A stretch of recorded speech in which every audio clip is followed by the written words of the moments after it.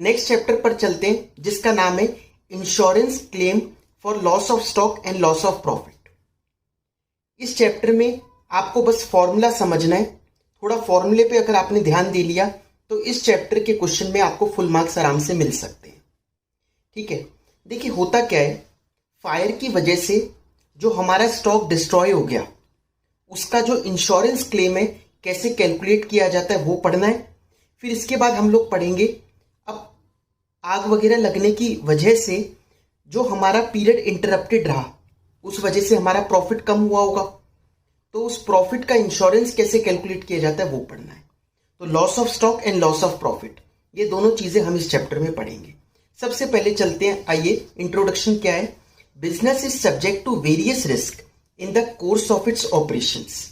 To overcome, several insurance are available. For example, marine insurance, workmen compensation insurance, fire insurance, etc. In this chapter, we cover claims for loss of stock and loss of profit. हम यहाँ पर specifically दो claim की बात कर रहे हैं, loss of stock और लॉस ऑफ प्रॉफिट। ठीक है, सबसे पहले चलते हैं claim for loss of stock पर। बहुत सिंपल है, अगर हमने इंश्योरेंस फुल्ली करवा रखा है, हमने जितना हमारा स्टॉक है अवेलेबल सबका इंश्योरेंस करवा रखा है, तो जितना लॉस हमें हुआ है पूरा पैसा मिल जाएगा। एक्चुअल लॉस जो है हमारा उसका पूरा पैसा इंश्योरेंस कंपनी से मिल जाएगा। क्या कंडीशन है? फुल्ली इंश्योरेंस होना चाहिए। असेट्स, ये stock should be fully insured. समझ में आ गया? सिंपल सी बात है।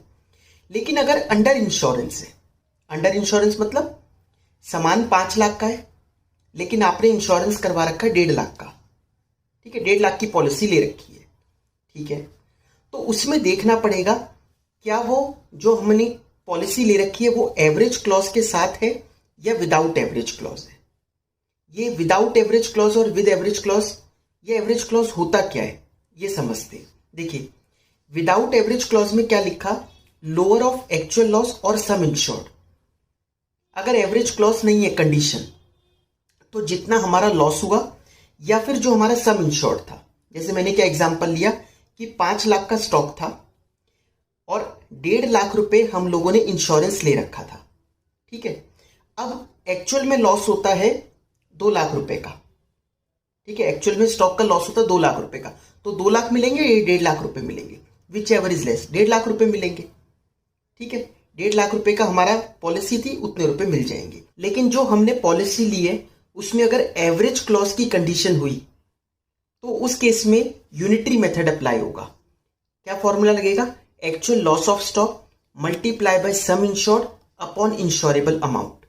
देखिए अल्टीमेटली इसकी इंटेंशन क्या है, इंश्योरेंस कंपनी वाले कह रहे हैं कि आप तो बहुत स्मार्ट हो, 5 लाख का स्टॉक ले था और 1.5 लाख का ही इंश्योरेंस लिया और 1 लाख रुपए का आपका लॉस हुआ, तो आप कह रहे हो पूरा पैसा दे दो क्योंकि हमने पॉलिसी तो 1.5 लाख की ले रखी है, जबकि कायदे से हमें कितने का इंश्योरेंस करवाना चाहिए था? पूरे 5 लाख का। तो क्योंकि हमने प्रीमियम बचाया तो वो भी अपना क्लेम बचा रहे। वो क्लेम कैसे बचा रहे? वो कह रहे हैं कि अगर आप 1.5 लाख पर 1 लाख क्लेम कर रहे हो, 1.5 लाख की पॉलिसी पे 1 लाख क्लेम कर रहे हो, तो अगर आपने 5 लाख का कराया होता तो कितना क्लेम बनता? पूरी फुल वैल्यू का करवाया होता। तो वही चीज निकाल रहे हैं, एक्चुअल लॉस ऑफ स्टॉक अपने एग्जांपल में जैसे 1 lakh multiply by some insured 1.5 lakh upon insurable amount 5 lakh. वो करेंगे तो हमारा अमाउंट ऑब्वियसली क्लेम का रिड्यूस हो जाएगा, वो मिलेगा हमें, ना कि पूरे 1 लाख रुपए। समझ में आया? तो अगर फुल्ली इंश्योर्ड है ठीक है, एक्चुअल लॉस जितना हुआ है आप ले जाओ, लेकिन अगर अंडर इंश्योरेंस है तो एवरेज क्लॉज के साथ है तो ये मेथड अप्लाई होगा। अगर एवरेज क्लॉज नहीं है तो ठीक है, फिर सम इंश्योर्ड और actual loss which ever is less वो मिल जाएगा। समझ में आई ये बात? आगे बढ़ते हैं। एक्चुअल लॉस कैसे कैलकुलेट होता है? Value of stock on the date of fire, जिस दिन ये आग लगी उस दिन कितना स्टॉक था, minus value of salvage stock, जो स्टॉक बच गया हमारा। ठीक है, ठीक है, कैसी भी कंडीशन में हो उसकी वैल्यू क्या लग रही है कि कितनी हम निकाल सकते हैं, तो वो वाली वैल्यू माइनस कर लेंगे, हमारा अमाउंट निकल कर आ जाएगा कि इफेक्टिवली कितना लॉस हुआ है। आई बात समझ में? अब देखिए इसमें कुछ इंपॉर्टेंट पॉइंट्स हैं। For calculating the value of stock on the date of fire, जिस दिन फायर हुई है उस दिन वैल्यू ऑफ स्टॉक को कैलकुलेशन करने के लिए memorandum trading account is prepared in which closing stock that is value of stock on the date of fire is the balancing figure. देखिए क्या मतलब है, ऐसा हो सकता है आपको क्वेश्चन में थोड़ा परेशान करने के लिए उस दिन का क्लोजिंग स्टॉक ना दे कि कितना स्टॉक था। क्लोजिंग स्टॉक मतलब stock on the date of fire की बात कर रहा हूं। उस दिन का स्टॉक अगर हमारे पास अवेलेबल नहीं है तो ठीक है, इस साल की शुरुआत में कितना स्टॉक है वो दे देगा, परचेज सेल वगैरह ये सब चीजें दे देगा। तो हम मेमोरेंडम ट्रेडिंग अकाउंट बनाएंगे। हम इसको प्रॉपर ट्रेडिंग अकाउंट तो नहीं बोल सकते, वो तो जब बुक्स क्लोज होती है साल के एंड में तब बनता है, तो वो ना बोलकर हम इसमें क्या बोलेंगे, मेमोरेंडम ट्रेडिंग अकाउंट। और ट्रेडिंग अकाउंट में तो ग्रॉस प्रॉफिट निकल के आता है, इसमें हम लोग क्या निकालेंगे, क्लोजिंग स्टॉक। तो इसको ट्रेडिंग अकाउंट नाम देना तो ठीक नहीं है ना, इसलिए क्या बोल रहे हैं, मेमोरेंडम ट्रेडिंग अकाउंट। समझ में आ गई बात। अब देखिए यहां पर वही मेमोरेंडम ट्रेडिंग बिल्कुल वैसे ही बना रखा है जैसे हम लोग नॉर्मल ट्रेडिंग अकाउंट बनाते हैं, वैसे ही बनेगा, बस नाम बदल गया। और 2-4 महीने मतलब ये साल जब शुरू हुआ और डेट ऑफ फायर तब तक का बनेगा ये, जो भी वो 2-3-4 महीने होंगे। यहां पर एक स्टार लगा रखा मैंने ग्रॉस प्रॉफिट पर। और ग्रॉस प्रॉफिट देखिए, या तो ग्रॉस प्रॉफिट का वो परसेंटेज वगैरह कुछ देगा। तो for gross profit either rate of GP on sales, cost of goods sold is given. क्योंकि एक ही ट्रेडिंग अकाउंट में 2 वैल्यू तो नहीं निकाल पाओगे ना, क्लोजिंग स्टॉक भी निकाल लो, ग्रॉस प्रॉफिट भी निकाल लो, 2 बैलेंसिंग फिगर कैसे निकल सकती है, एक ही निकलेगी क्लोजिंग स्टॉक की। तो ग्रॉस प्रॉफिट तो हमें लिखना ही पड़ेगा, उसके लिए क्वेश्चन कुछ ना कुछ हिंट देगा। तो either rate of gross profit on sales या cost of goods sold is given, और previous year figures are given on which first trading account is prepared for that period to calculate the rate of GP. अब question को और lengthy बनाना हो अगर उन्हें, तो वो या तो देखो, या तो ये करते कि जीपी का रेट दे दे कि ये ग्रॉस प्रॉफिट का रेट है, ग्रॉस प्रॉफिट इतने परसेंटेज सेल्स पर या कॉस्ट ऑफ गुड्स सोल्ड पर किसी पे दे दे। वो ये भी ना देना चाहे पिछले साल की भी आपको फिगर ही दे दे, कहीं पिछले साल ओपनिंग ये था, परचेजेस ये थी, क्लोजिंग स्टॉक ये था, सेल ये थी, अपने आप निकाल लो। तो पहले पिछले साल का ट्रेडिंग भी बनाना पड़ जाएगा हमें वर्किंग नोट में, फिर वो ग्रॉस प्रॉफिट निकल के आएगा डिवाइडेड बाय सेल्स, उससे परसेंटेज आएगी, वो परसेंटेज हमें इस मेमोरेंडम ट्रेडिंग अकाउंट में यूज कर लेंगे। फिर यहां क्लोजिंग स्टॉक निकाल पाएंगे हम। यहां का क्लोजिंग स्टॉक मतलब stock on the date of fire. समझ में आई बात। तो पहले पुराना ट्रेडिंग अकाउंट बनाओ, या तो वो दे दे सीधा आपको क्वेश्चन में, नहीं दिया तो और कोई चारा नहीं है, बनाना पड़ेगा। वहां से परसेंटेज आएगी, वो इस वाले मेमोरेंडम में यूज हो जाएगी। This rate is applied in memorandum trading account. If any downward or upward trend is given for gross profit then such adjustment is done in above GP rate. वो ये कहता है कि जीपी रेट अब बढ़ जाएगा, हमने सेलिंग प्राइस वगैरह बढ़ा दिया, इस वजह से जीपी बढ़ जाएगा या कॉस्ट कम हो गई है। तो वो क्वेश्चन अगर बताएगा कि कुछ ऐसा ट्रेंड है तो हम वो ट्रेंड की एडजस्टमेंट कर लेंगे उस जीपी के रेट में। ठीक है, अब इसमें कुछ एडजस्टमेंट्स भी आ सकती हैं जो आप लोग फाइनेंशियल स्टेटमेंट्स वाले चैप्टर में खूब कर करके आ चुके हो, वो एक बार रिपीट कर लेते हैं। क्या क्या एडजस्टमेंट आ सकती है, जैसे fixed asset, plant etcetera included in purchases. कब से 11th से यही सब पढ़ते आ रहे हैं कि परचेजेस में कोई मशीन परचेज करी थी, वो घुस गई, कैसे क्या करें, परचेजेस में से हटा देंगे। ठीक है, ऐसे तो परचेजेस में से हटा देंगे और मशीन में जाकर ऐड करेंगे, बट अभी यहां पर तो खाली ट्रेडिंग अकाउंट ही यूज होएगा ना, तो वो क्यों बताऊं मैं। तो deduct cost of fixed asset from purchases. ठीक है, कोई ऐसा नहीं होगा आईपीसीसी का ये सी एंटर का बच्चा जिसको ये चीज नहीं पता हो। Installation expenses included in wages. अगर इंस्टॉलेशन का खर्चा वेजेस में इंक्लूडेड है तो उसको वेजेस में से डिडक्ट कर दो, क्योंकि वो तो असेट की कॉस्ट में ऐड होना चाहिए अकाउंटिंग स्टैंडर्ड के हिसाब से। एबनॉर्मल स्टॉक, ये थोड़ा सा इंपॉर्टेंट है। अगर उसमें उस स्टॉक में कुछ एबनॉर्मल स्टॉक इंक्लूडेड है, वो कहता है इस टोटल स्टॉक में से इतना एबनॉर्मल है जो हमने नॉर्मल रेट पर नहीं बेचा। एक तो होता है नॉर्मल, भाई हम 20% कमाते हैं, 10% कमाते हैं, सारी चीजें उस पर बिकती है, बट क्योंकि वो एबनॉर्मल है थोड़ा, ठीक है, वो थोड़ा बहुत जला कटा हुआ है या कहीं से डिस्ट्रॉयड है, तो वो उस वाली वैल्यू पर नहीं बिक पाएगा जो नॉर्मली सब बिक रहे हैं, वो किसी और रेट पर बिकेगा, तो उसको हमें अलग चलाना पड़ेगा। ठीक है, इसलिए हम लोग इसमें जनरली क्या करते हैं, एबनॉर्मल स्टॉक को बिल्कुल अलग ही कैलकुलेट करते हैं, उसको निकाल देते हैं, कहीं गलती से परसेंटेज ना अप्लाई हो जाए उस पर भी। ठीक है, तो अभी कैसे करते हैं आपको मैं प्रैक्टिकल क्वेश्चन दिखाई दूंगा। तो यहां पर वही बात लिख रखी है, sold at a different rate. Abnormal stock मतलब sold at a different rate from the other goods. कैसे होगा? डेल्ट सेपरेटली, सेपरेटली डील करो इसको। If any amount return of it is added back and any portion of abnormal stock is present on the date of fire, it is added later to the normal closing stock while calculating claim amount. अभी आपको शायद ना समझ में आए, question में 1 minute में समझ में आ जाएगा। नेक्स्ट है डी पॉइंट में, goods send to consignor, goods drawn by owner, distributed as free sample, given as charity. इन सब में आपको याद होगा charity debit to purchase, advertisement to purchase, या कहने का मतलब हमारा क्लोजिंग स्टॉक ना बढ़ जाए इसलिए वो आपको परचेजेस में से या तो कम कर लो या मेमोरेंडम ट्रेडिंग की क्रेडिट साइड पे दिखा दो। एक ही बात है ना, परचेजेस में से कम करें या क्रेडिट साइड पर दिखाएं, दोनों में माइनस ही हो रहा है। तो cost of such goods credited to memorandum trading account. ठीक है, लास्ट पॉइंट कहता है goods sold on approval basis. हमने अप्रूवल बेसिस पर गुड्स भेज रखे हैं कि भाई अगर आपको पसंद आए तो रख लेना, इतने दिन है आपके पास, और अगर ना पसंद आए तो वापस दे जाना। ठीक है, बट क्योंकि अभी उसका पीरियड पेंडिंग है, वो वापस कर सकता है, तो हम उसको सेल नहीं मानते। वैसे हमने 11th में और उसके बाद भी जब भी आपने फाइनेंशियल स्टेटमेंट पढ़ा होगा, इसका ट्रीटमेंट तो ये पढ़ा है, सेल और डेटर में से हटाओ और क्लोजिंग स्टॉक में ऐड कर दो। ये होता था, आप कभी भी एडजस्टमेंट पढ़ोगे फाइनेंशियल स्टेटमेंट की तो यही एडजस्टमेंट होती है। बट आप यहां पर सोच के देखो, सेल में से माइनस करेंगे ठीक है माना, बट अगर मैं क्लोजिंग स्टॉक में ऐड करवा दूं, क्या वो गुड्स डिस्ट्रॉय हुए होंगे? नहीं, वो गुड्स तो हमारे पास है ही नहीं फिजिकली। वो गुड्स रखे तो ओनर के घर पे ही, जिसको हमने बेचे उसके घर पे ही है ना। बस हमने अपना इसलिए मान लिया क्योंकि जब तक हमें श्योरिटी ना हो जाए कि नहीं अब वो वापस नहीं देगा, तब तक हम उसको सेल नहीं मानते, क्योंकि कंजर्वेटिज्म फॉलो करते हैं हम लोग। इस वजह से सेल में से और डेटर में से माइनस करते थे, क्लोजिंग स्टॉक में ऐड करते थे। बट अब क्लोजिंग स्टॉक में मत ऐड करके अलग से दिखा देना, क्लोजिंग स्टॉक के ऊपर अलग से दिखा देना, क्योंकि अगर आप क्लोजिंग स्टॉक में उसको ऐड कर दोगे तो फिर वो क्लेम के अमाउंट में चला जाएगा, है ना? समझ रहे हो ना आप बात को?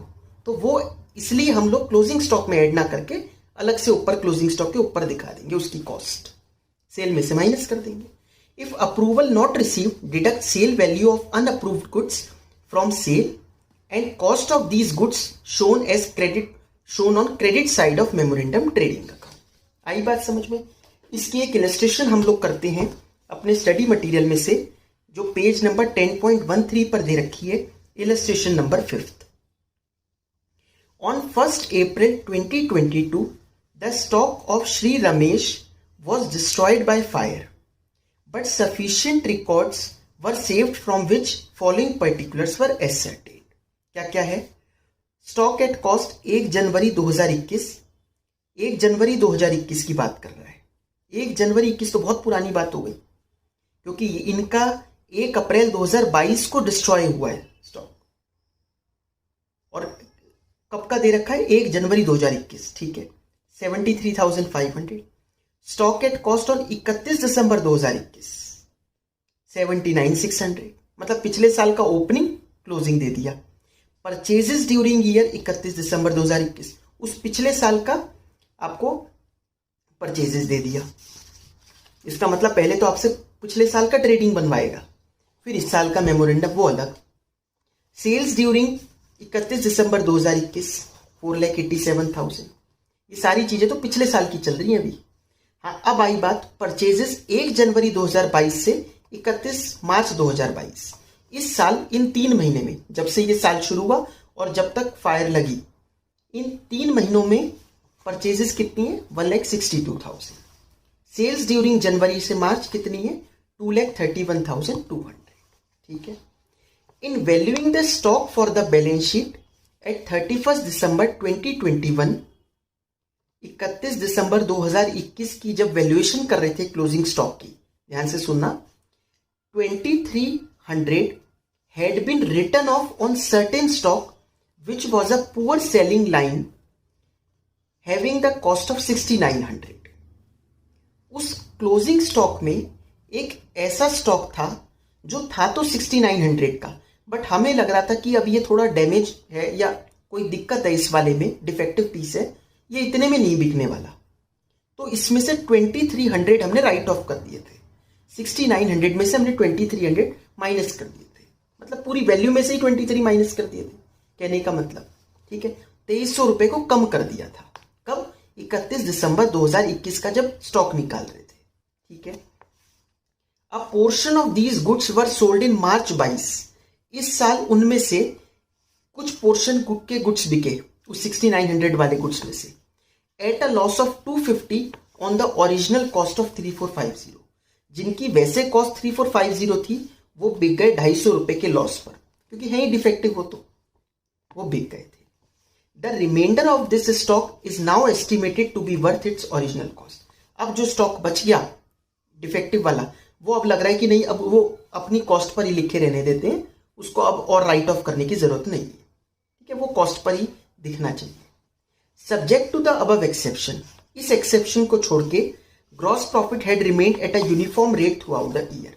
इसको अगर हम अलग रख दें तो बाकी सब तो एक नॉर्मल ग्रॉस प्रॉफिट रेट पर ही चलते रहे। The value of stock salvaged was 5800। Stock 5800 rupees का बच गया था हमारा, फायर जब लगी थी उसके बाद। The policy was for ₹50,000 and was subject to the average clause. Average clause है इनके, work out the amount of claim by loss of fire. देखिए इस क्वेश्चन में क्या करेंगे हम लोग, सबसे पहले हम लोग पिछले साल का ट्रेडिंग अकाउंट बनाएं और ट्रेडिंग अकाउंट बनाकर ग्रॉस प्रॉफिट निकाल ले कितना आ रहा था, क्योंकि बाकी सारी चीजें तो हमारे को दे रखी है, opening stock, purchases, sales. Closing stock जो आपको दिया उसमें कह रहा है एक दिक्कत है, हमने 2300 रुपए को राइट ऑफ किया था, हम कहते नहीं अभी ये एबनॉर्मल नॉर्मल कुछ नहीं, अभी वापस एड बैक कर दो, अभी सब छोड़ो।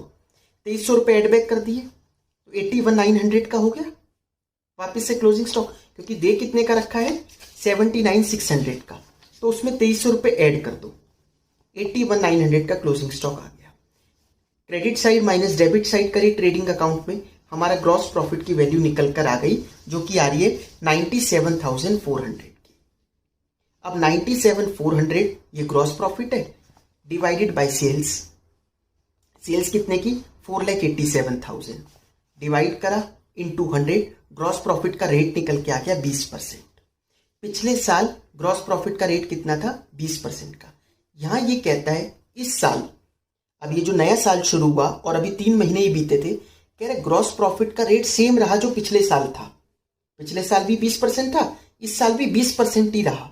बस एक एक्सेप्शन है कि वो जो था ना एबनॉर्मल वाला, वो एक अलग ही रेट पर बिक गया, वो लॉस पर बिक गया, बाकी सब अपने 20% कमा के बिक रहे हैं, ठीक है। तो हमें शुरुआत से ही, अगले साल की शुरुआत से ही उसको अलग लेकर चलना पड़ेगा, सेपरेटली ले लेते हैं एबनॉर्मल लॉस वाले को, ठीक है। आप हो सकता है पूछो कि पिछले साल क्यों नहीं किया ऐसा, पिछले साल वो बिका ही नहीं कुछ ऐसा, पिछले साल तो सेल वेल में वो है ही नहीं, इसलिए हमने पिछले साल में इग्नोर ही कर दिया, हमने कहा नहीं 2300 रुपए वापिस एड बैक कर दो, तो एड बैक कर दिए।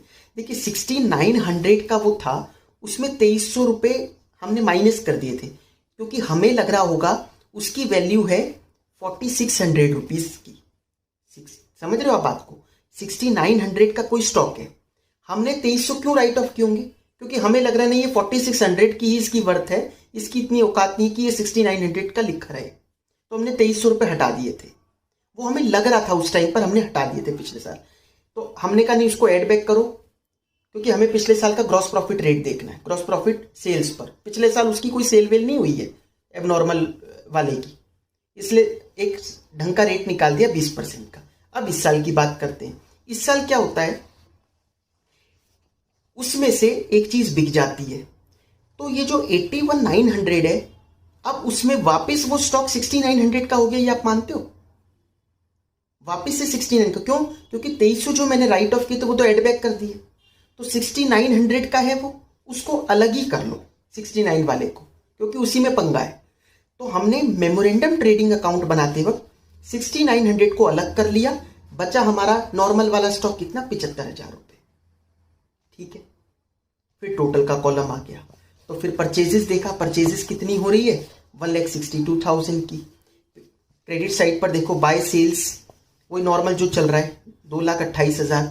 अब एबनॉर्मल भी बिका है। एबनॉर्मल कितने में बिका है?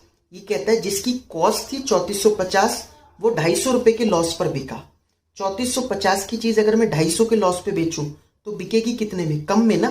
प्रॉफिट थोड़ी ना जो ऐड करके बेचूंगा, लॉस है तो कम करके ही बेचूंगा। तो कितने में बिकी? 3200 रुपए में। ठीक है, तो 3200 रुपए सेल में आ गया एबनॉर्मल वाला। टोटल वाली वैल्यू लिख दी। अब 3450 की चीज आप 3200 रुपए में बेच रहे हो, 250 का लॉस है तो 250 का लॉस बाय लॉस आ गया। जब 2 ग्रॉस प्रॉफिट आता है तो इस पर एबनॉर्मल वाले पे तो लॉस हुआ तो बाय में ही आएगा। बाय लॉस लिख दिया 250 रुपए। तो क्लोजिंग स्टॉक निकल कर आ गया एबनॉर्मल वाला कितना? 3450। 3450 रुपए का बच रहा है हमारा एबनॉर्मल वाला क्लोजिंग स्टॉक। और नॉर्मल वाला कैसे निकालेंगे? नॉर्मल वाला निकालने के लिए ग्रॉस प्रॉफिट का रेट लगा दो। पिछले साल क्या रेट था? 20%। वही रेट अप्लाई कर दो 2,28,000 पर। 2,28,000 का 20% ग्रॉस प्रॉफिट निकाला 45,600। अब उधर क्लोजिंग स्टॉक की बैलेंसिंग फिगर आ जाएगी जो कि आ रही है 54,600, 54,600। ठीक है, तो 54,600 प्लस 3450। क्लेम तो दोनों पर ही मिलेगा क्योंकि आग को थोड़ी ना पता है कि कौन सा स्टॉक नॉर्मल है कौन सा एबनॉर्मल है। आग लगेगी तो सब पर ही लगेगी। तो टोटल क्लोजिंग स्टॉक कितना था उस दिन? 58,050, 58,050 रुपीज का। ठीक है, उसमें से सैल्वेज कितना कितना गया? 5800 हम फिर बचा लिया हमने उसमें से। तो लॉस कितना हुआ है? 52,250 का। 52,250 का लॉस हुआ है हमें। अच्छा, पॉलिसी कितने की ली थी? 50,000 की। हमारा स्टॉक कितने का था? हमारा स्टॉक था 58,050 रुपीज का उस दिन। समझ में आ रहे हो? 58,050 रुपीज का स्टॉक था तो आपको कायदे से पॉलिसी तो 58,000 की लेनी चाहिए थी, बट ले कम की रखी है और वैसी ही एवरेज क्लॉज है, फॉर्मूला अप्लाई हो जाएगा। क्या फॉर्मूला था? Amount of policy upon value of stock. मैंने वहां पर इंश्योरेबल अमाउंट लिखा था ना। इंश्योरेबल मतलब कितने का होना चाहिए था कायदे से? 58,050 रुपीज का।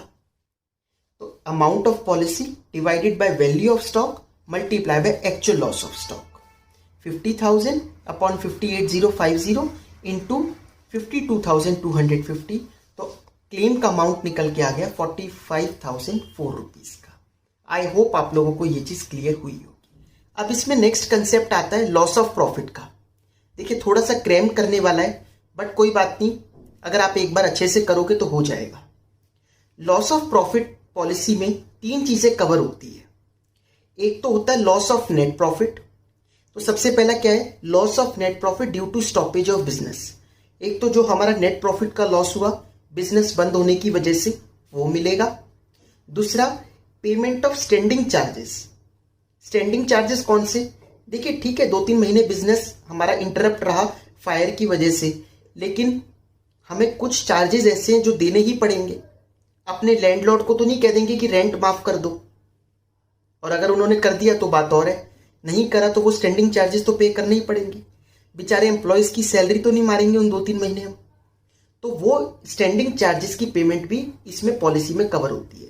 लेकिन जो हमने इंश्योरेंस जिसके अगेंस्ट ले रखा है, कहने का मतलब इंश्योर्ड वाले स्टैंडिंग चार्जेस, नेट प्रॉफिट, दूसरा क्या है? Insured standing charges.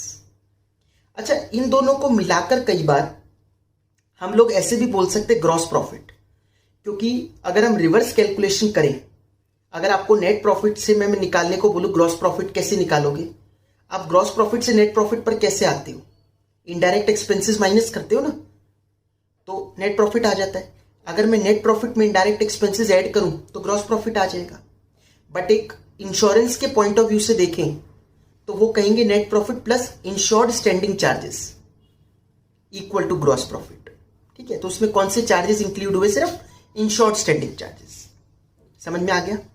तो net profit plus insured standing charges, उसको ग्रॉस प्रॉफिट भी बोला जाता है। तीसरी चीज क्या मिलेगी? Increased cost of working during the indemnity period. Indemnity period मतलब जितने महीने ये इंटरप्शन रही हमारी, वो इंडेमनिटी पीरियड है। डेट ऑफ फायर से लेकर कब तक हम अपनी नॉर्मलसी पर नहीं आ गए, वो इंडेमनिटी पीरियड है। तो उस इंडेमनिटी पीरियड में जो हमारी इंक्रीज्ड कॉस्ट ऑफ वर्किंग है, हो सकता है उस जगह को छोड़ के हमें सामने कोई और जगह लेनी पड़ी हो या और कहीं अपने बिजनेस को टेम्पररी शिफ्ट करना पड़ा हो, तो जो इंक्रीज कॉस्ट ऑफ वर्किंग है वो भी इसमें इंक्लूड है। समझ में आया? ये 3 चीजों के अगेंस्ट हमें क्लेम मिलता है लॉस ऑफ प्रॉफिट के अंडर। ठीक है, अब ध्यान से समझना एक एक चीज को, सिंपल है वैसे। पहला स्टेप क्या है? कैलकुलेट करना है gross profit on reduction in turnover. ठीक है, gross profit on reduction in turnover, ये पहला स्टेप है। एक बार बस ये कंसेप्ट समझ लो, हर क्वेश्चन ऐसे ही सॉल्व होगा, इसलिए तो मैं कह रहा हूं थोड़ा क्रैमिंग वाला है ये। क्या फॉर्मूला है? Gross profit rate multiply by reduction in turnover.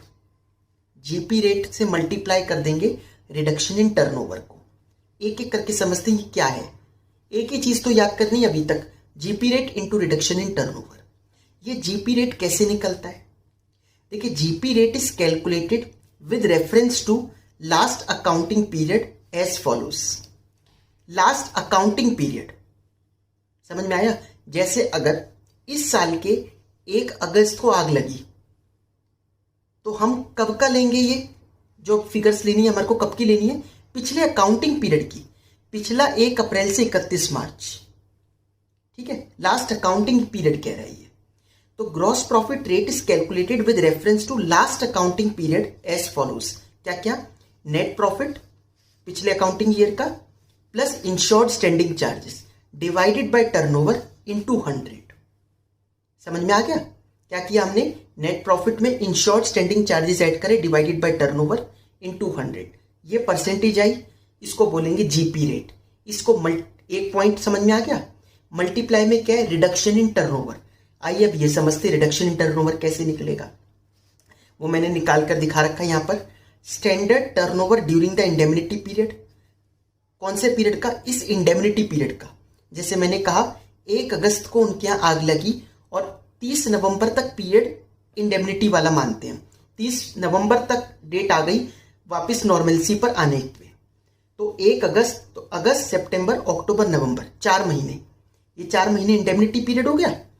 तो इन 4 महीने का स्टैंडर्ड टर्नओवर कि एक अगर हमारा नॉर्मल बिजनेस चलता रहता तो क्या टर्नओवर होता, वो माइनस एक्चुअल टर्नओवर कितना रहा उस इंटरप्शन की वजह से, क्योंकि हमने कहीं और बिजनेस शिफ्ट किया होगा और जैसे मर्जी बस बिजनेस को चलाने के लिए थोड़ा बहुत जो भी बेच पाए वो एक्चुअल टर्नओवर है। तो standard minus actual equal to reduction in turnover. समझ में आ गई बात? सिंपल सा पॉइंट है, GP rate into reduction in turnover. बस क्या ध्यान रखना है भाई, जीपी रेट जब लेना है तो वो लास्ट अकाउंटिंग पीरियड का लेना है, रिडक्शन इन टर्नओवर इस इंडेमनिटी पीरियड का है। ये समझना था। इसमें 1-2 चीजें क्या ध्यान रखना कि standard turnover should be increased या डिक्रीज्ड इफ एनी इंक्रीजिंग या decreasing trend is given in the question. अगर क्वेश्चन में कोई इंक्रीजिंग या डिक्रीजिंग ट्रेंड दे रखा है, वो कहे कि जैसे इस 1 अगस्त से 30 नवंबर तक का हमारे को स्टैंडर्ड टर्नओवर निकालना है, वो आपको पिछले 1 अगस्त से 30 नवंबर का दे दे, कहे पिछली बार ये था तो उसी को मान लो, बस 10% का इंक्रीमेंट मान लो, तो वो हो गया स्टैंडर्ड टर्नओवर। तो 10% इंक्रीज करके ले लेंगे। वो कहेगा नहीं डिक्रीज कर दो तो डिक्रीज करके ले लेंगे। सिंपल सी बात है। Indemnity period means period starting from the date of incident and ending up to which sale remains affected. समझ में आया? ये पहला स्टेप था, GP rate into reduction in turnover. दूसरा step, calculate increased cost of working as follows. Increased cost of working, cost of working जो हमारी बढ़ गई उसको कैलकुलेट करो। लेकिन इतना आसानी से नहीं दे रही इंश्योरेंस कंपनी। उन्होंने कहा ये 3 चीजें, इनमें से जो कम होगा वो हम दे देंगे। क्या क्या?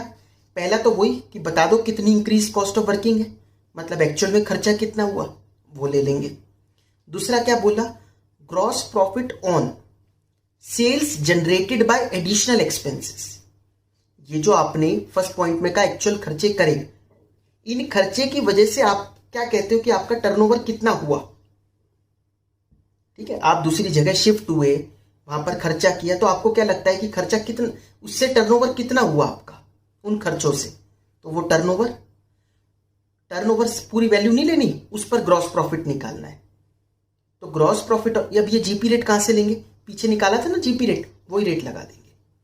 तो GP on sales generated by additional expenses, या तो ये तीसरा ऑप्शन क्या है, एडिशनल एक्सपेंसेस, ये जो एडिशनल एक्सपेंसेस हुए मल्टीप्लाई बाय, मतलब प्रोपोर्शनेट कर रहे हैं, GP on annual adjusted turnover upon GP as above, मतलब वही annual adjusted turnover plus uninsured standing charges, GP on annual adjusted turnover divided by GP as above plus uninsured standing charges, ये कर देंगे। अब इन तीनों में जो भी वैल्यू कम होगी वो हम लोग ले लेंगे इंक्रीज कॉस्ट ऑफ वर्किंग में। अब आप पूछोगे ये एनुअल एडजस्टेड टर्नओवर क्या है? देखिए, एनुअल एडजस्टेड टर्नओवर की अलग डेफिनेशन है। ये कहता है पिछला साल पिछला अकाउंटिंग पीरियड नहीं, जो इंडेमनिटी पीरियड हमारा शुरू हुआ है, मतलब जब इंसिडेंट हुआ है, फायर जब लगी है 1 अगस्त, तो पिछले साल, और 1 अगस्त को ये हुई है तो उससे पहले का साल कब था? 31 जुलाई। कहने का मतलब पिछले 1 अगस्त से इस साल का 31 जुलाई। समझ में आया? देखिए, नहीं समझ में आया तो कहने का मतलब ये है कि जब भी आग लग रही है उससे पिछला 1 साल, ठीक है, उसको बोलेंगे हम लोग एनुअल एडजस्टेड पीरियड, उसका टर्नओवर लेना है। तो मैंने लिख रखा है means turnover during the 12 months immediately before the date of damage. आई बात समझ में आपको? स्टेप थर्ड, अब क्लेम कैलकुलेट कर लो। दोनों वैल्यू निकाल ली हमने, इन तीन में से एक कोई जो भी कम होगी वो ले लेंगे। और पीछे क्या निकाला था? GP rate into reduction in turnover. इन दोनों को ऐड कर लो, माइनस कर लो अगर कुछ सेविंग हुई है इन शॉर्ट स्टैंडिंग चार्जेस में। आपके जो स्टैंडिंग चार्जेस थे, अगर मैंने कहा ना, जैसे भी कहा कि रेंट किसी ने माफ कर दिया, वो ये सेविंग आ गई, तो saving in insured standing charges minus कर दो तो क्लेम का अमाउंट आ जाएगा। ये क्लेम है, या तो यही क्लेम होगा, लेकिन बाय चांस अगर एवरेज क्लॉज हुआ तो फिर प्रोपोर्शनेट करेंगे। अगर एवरेज क्लॉज हुआ तो उसमें क्या लिखेंगे?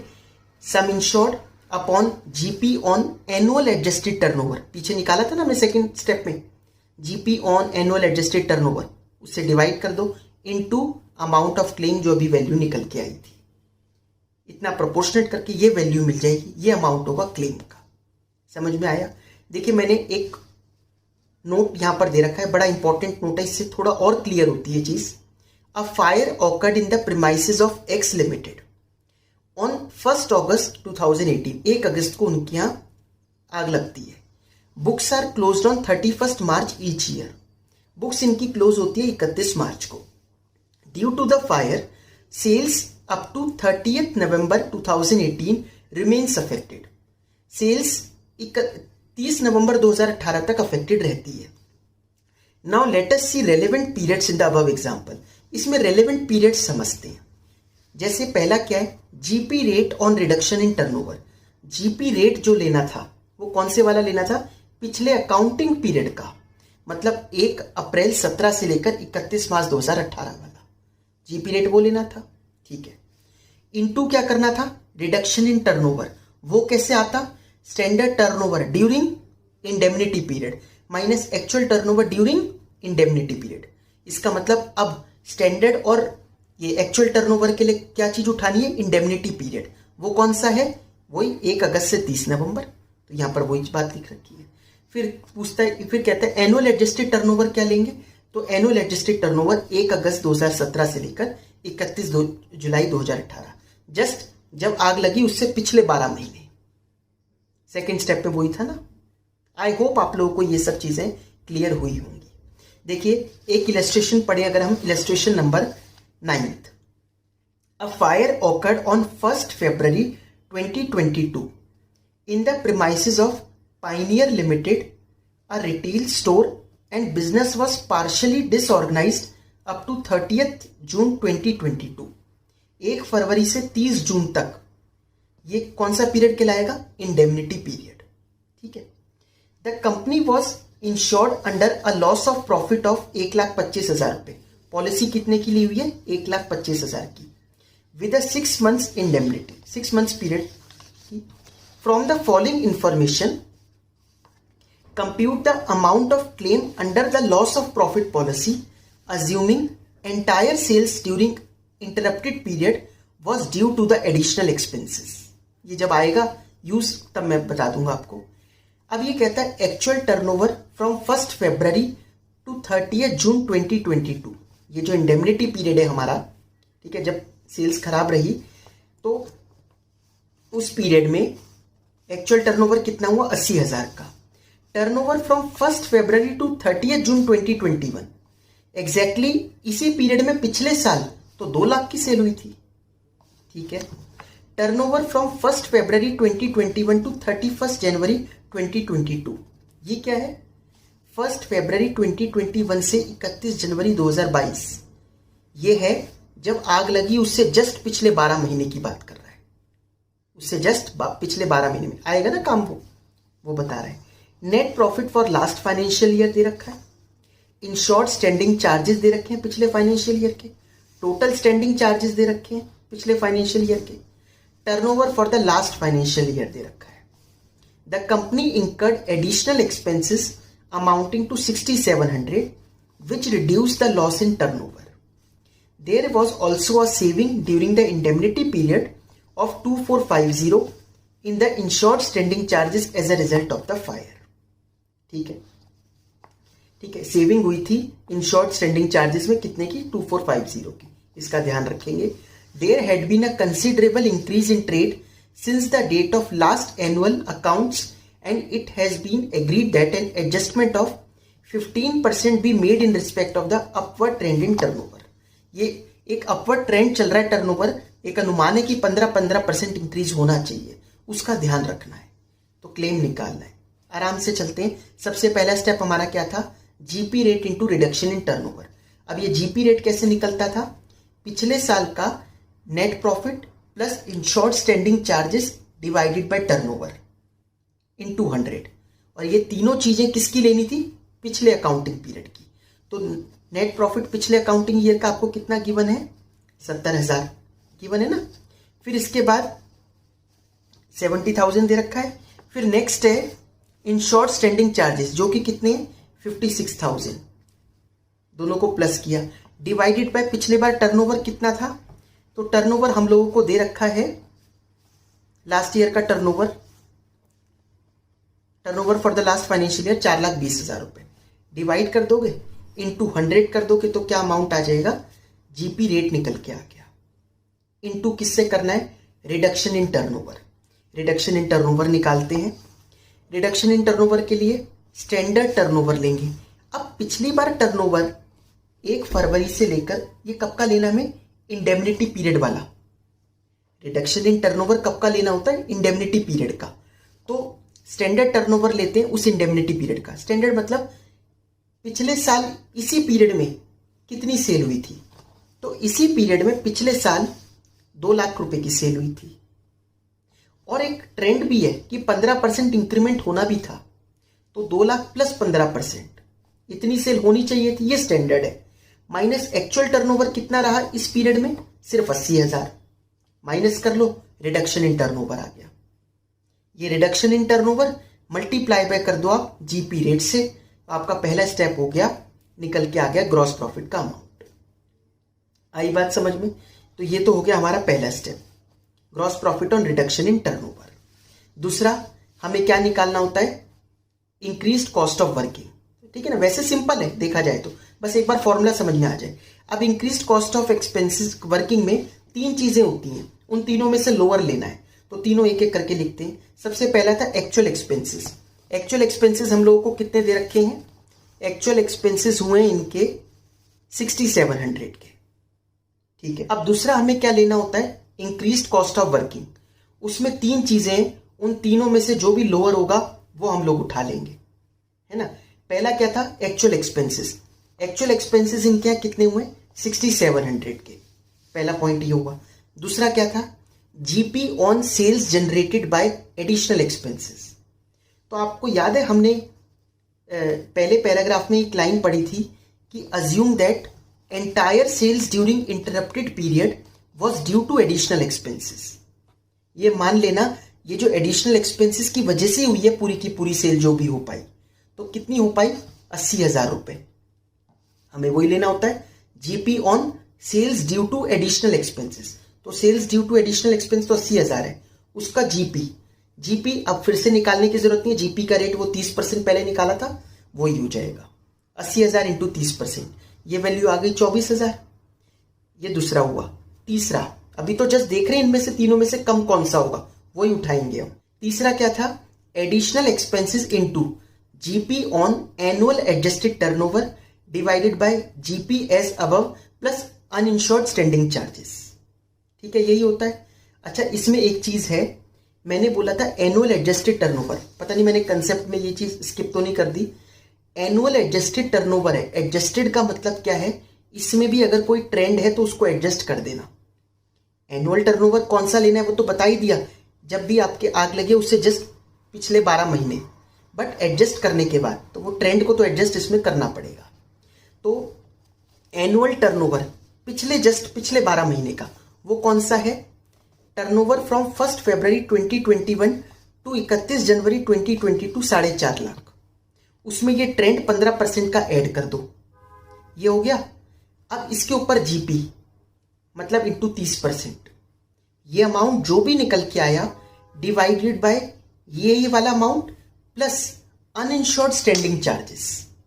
समझ में, ऐसे ही तो बोलते ना, जीपी ऑन, ठीक है, annual adjusted turnover divided by GP as above, मतलब वही वैल्यू फिर से नीचे लिखो प्लस अनइंश्योर्ड स्टैंडिंग चार्जेस। वो कितने हैं, ये कह रहा था टोटल स्टैंडिंग चार्जेस 64,000 है और बाकी 56,000 है इंश्योर्ड वाले, तो कितने हो गए, 4 यहाँ 8,000 रुपये हो गए वो, तो प्लस 8,000 इनटू एडिशनल एक्सपेंसेस, वो तो 6,700 था ही।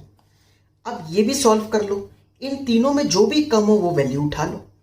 तो तीनों में से सबसे छोटी वैल्यू कौन सी है, लोअर वाली वैल्यू है 6,372, वो उठा लेंगे। तो यहां से मिला 6,372, एक स्टेप 1 में वैल्यू मिली होगी हम लोगों को जो कि कितनी आ रही थी 45,000, इन दोनों को ऐड करा, यह आया 51,372 minus savings in insured standing charges. Saving question ने बताई थी कितने की हुई है, 2450 की, माइनस कर लो, अमाउंट निकल के आ गया। लेकिन एवरेज क्लॉज वाला है केस, तो आपको प्रोपोर्शनेट करना पड़ेगा। फॉर्मूला मैंने आपको बताया ही था, पॉलिसी का amount divided by GP on annual adjusted turnover into amount of claim, जितने का भी हम क्लेम कर रहे हैं। तो 1,25,000 पॉलिसी का अमाउंट था, divided by GP on annual adjusted turnover 155,250 into 48,922, तो ये अमाउंट निकल के आ गया क्लेम का 39,390। आई होप आप लोगों को ये क्लियर हुआ होगा।